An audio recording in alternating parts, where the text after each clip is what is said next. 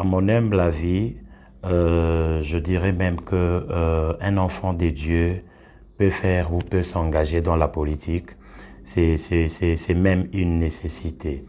En fait, même si on ne veut pas s'intéresser à la politique, elle va s'intéresser à nous certainement. Premièrement, ce que la politique, au fait, pour faire la politique, relève de deux niveaux. Le premier niveau, c'est la politique qui relève du civisme.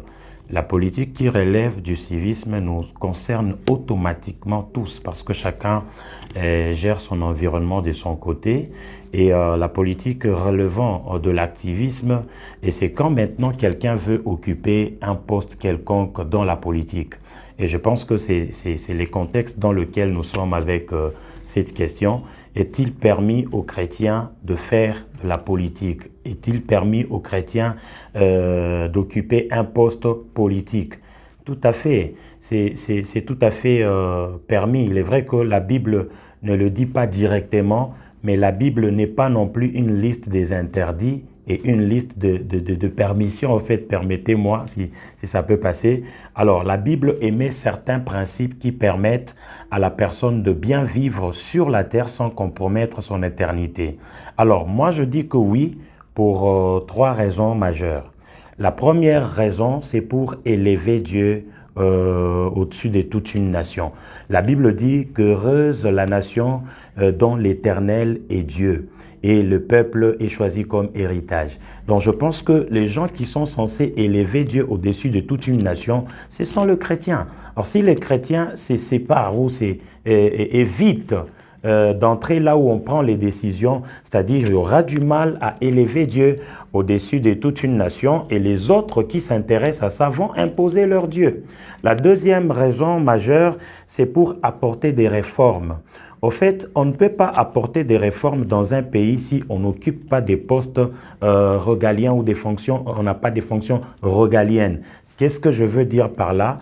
Pour apporter des réformes, des bonnes réformes dans un pays, il faut faire partie des décideurs. Alors, les décideurs, aujourd'hui, sont des politiques. Alors, si les chrétiens ne veulent pas faire la politique, les chrétiens vont aussi accepter de subir la loi de ceux qui ne sont pas chrétiens, parce qu'il y aura des lois qui seront votées, qui iront en défaveur de chrétiens ou de l'Église, et vous voyez ce que ça peut représenter. Or, si les chrétiens veulent qu'il y ait des réformes, alors dans ces cas-là, les chrétiens doivent prendre part, doivent siéger parmi les décideurs. Dans la Bible, nous voyons quelqu'un comme Joseph, à qui Pharaon avait donné toute la responsabilité de gérer une province. Vous voyez les réformes qu'il devait apporter. Il y a Daniel, par exemple, qui a géré toute une province, qui a siégé aux côtés du roi.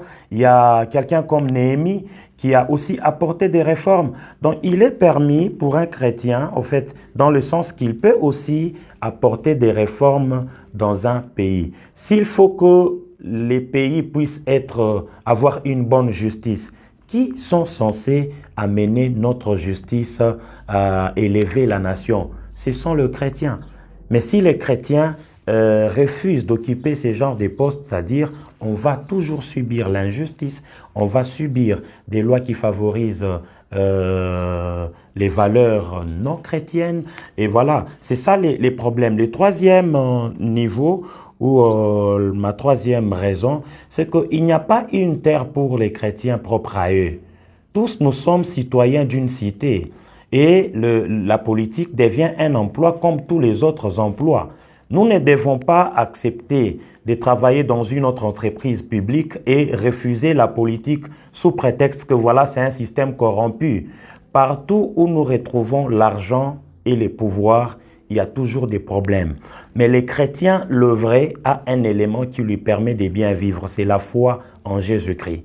La foi en Jésus-Christ devient cet élément qui permet aux chrétiens de bien vivre, de vivre correctement sur la terre sans compromettre son éternité. C'est-à-dire, si j'ai la foi en Christ, alors je vais lutter pour la promotion des valeurs chrétiennes. Partout où je me retrouve, quels que soient les systèmes. Moi, j'ai l'habitude de dire que les systèmes en soi n'est pas mauvais. Le système est conçu par les hommes. Ce sont les hommes qui composent les systèmes qui sont mauvais, qui apportent leurs valeurs, qui font la promotion de leurs valeurs. Si nous voyons aujourd'hui la promotion de l'homosexualité, ce sont des hommes qui viennent avec ces valeurs-là, ils imposent à cette société que l'Éternel nous a donnée. Sinon, tous nous sommes citoyens de cette société. Si nous sommes Congolais et chrétiens et les autres, tous nous sommes Congolais. Et donc, nous avons intérêt à prendre part à la gestion de la République. Si nous prenons part à cette gestion, ainsi nous serons capables d'apporter des réformes. Alors, ainsi nous pouvons élever la justice de Dieu au sein de toute une nation. Donc, pour moi, en ce qui me concerne, je suis très d'accord que le chrétien s'engage aussi dans la politique, mais tout en marchant, en se construisant un système de principes qu'il doit observer, qui ne peut pas compromettre sa foi en Jésus-Christ. Alors, la Bible est en train de dire qu'on ne peut pas allumer une lampe pour la placer en dessous du boisseau. On place la lampe sur le chandelier afin que tous qui sont dans la maison soient éclairés. La Bible dit que nous sommes les sels du monde. Si nous, chrétiens, nous nous laissons influencer par le monde, alors là, il faut se poser beaucoup de questions. Je lance un appel à tous les chrétiens, que nous sommes les citoyens, premièrement, du ciel. Nous sommes sur la terre comme des ambassadeurs afin non seulement d'influencer la société, mais aussi établir les royaumes des dieux sur la terre. Donc, nous avons reçu la mission de continuer à établir les royaumes des dieux dans tous les systèmes où nous nous retrouvons. Je nous appelle, nous qui sommes chrétiens, partout où nous sommes, que rien ni personne ne nous détourne de la foi en Jésus-Christ. Prenons, luttons, nous pouvons promouvoir les valeurs chrétiennes, les principes divins en tout ce que nous puissions faire et partout nous allons nous retrouver. C'est le message que je peux donner à tous les chrétiens, que rien ne nous change. Luttons, battons-nous pour que la justice de Dieu soit élevée sur notre nation et partout.